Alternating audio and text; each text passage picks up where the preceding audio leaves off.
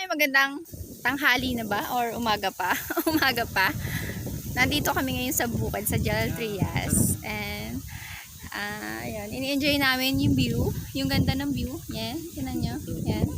Sobrang ganda. So, na-miss ko to kasi ang tagal na mula nang gawin ko tong mga ganitong bagay. Ang pagpunta sa bukid, ang pag-akyat sa puno, nagbibideo pa, kasama sila. Tingin naman oh! Suplado po sila sa camera. Ayaw nila, ako na lang. So, isa ito sa biyaya ng Lord sa akin.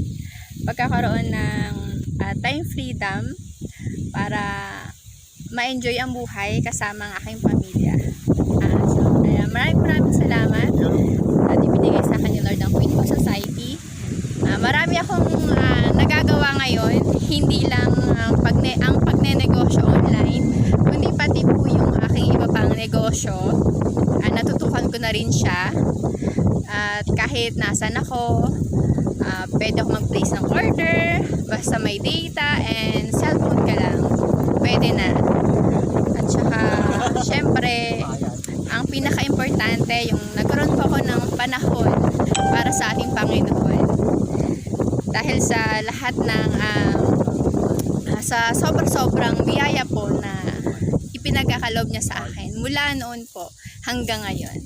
Kaya maraming salamat. Bye-bye.